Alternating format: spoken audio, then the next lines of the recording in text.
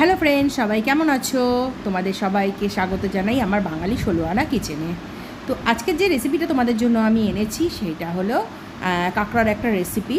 সেটা আমার দিদা আর মা এটা বানাতো, আর খেতে ভীষণই টেস্টি হতো, তাই তোমাদের জন্য এই রেসিপিটা সম্পূর্ণ নিয়ে এসেছি। তো চলো ঝটপট তোমাদেরকে বানিয়ে দেখাই এটা।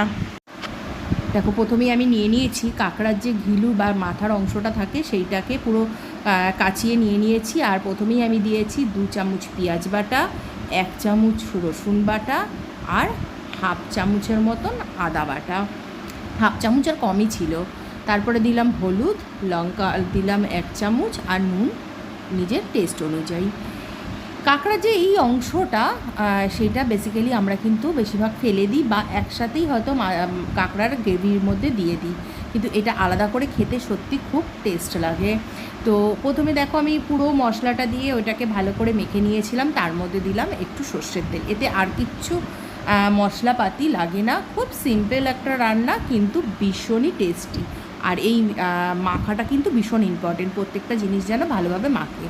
আর কাঁকড়ার খোলটা কিন্তু আমরা ফেলবো না, কাঁকড়ার খোলটা আমরা রেখে দেবো, তার মধ্যেই এই মশলাটাকে দিয়ে দিতে হবে। প্রত্যেকটা খোলের মধ্যে একটু করে মশলা দেবে, দিয়ে গ্যাসের মধ্যে একটা ছাঁকনির মধ্যে তোমরা এইভাবে গ্যাসটাকে জ্বালিয়ে বসিয়ে দেবে। হ্যাঁ, অবশ্যই গ্যাসটাকে কিন্তু সিম করে দেবে, বেশি দিলে পরে, জোরে দিলে পরে না কাঁকড়াটা পুড়ে যাবে। একটা মানে একদম লোতে, যদি খুবই মানে তোমার কম হয় তাহলে হয়তো তো তোমরা মিডিলে রাখতে পারো, কিন্তু আমি বলবো সিম করে দেওয়াটাই বেটার হবে। আর এই দেখো, কাঁকড়াটা কিন্তু ফুটতে আরম্ভ করেছে, যেটা মিডিলের। এবারে আমি একটুখানি জায়গাটা বদল করে দিচ্ছি, যাতে সাইডের কাঁকড়াগুলো একটু সুন্দরভাবে যেন সেমভাবে ফুটতে আরম্ভ করে। তো এই দিকের কাঁকড়াটা আমি এইভাবে দিয়ে দিলাম, তোমরাও সেমভাবে করতে পারো। আর যদি তোমাদের এর থেকে বেটার কোনো অপশান থাকে তাতেও করতে পারো, ঠিক আছে? তো এই দেখো, প্রায় আমার এটা হয়ে এসছে। কি সুন্দর কালার হয়েছে দেখেছো? এটা কিন্তু সাদা ভাত দিয়ে খেতে জাস্ট দুর্দান্ত, দারুণ দারুণ খেতে। বাড়িতে কিন্তু অবশ্যই একবার এটা ট্রাই করো, আর ট্রাই করে আমাকে কমেন্টে জানিও তোমাদের কেমন লাগলো।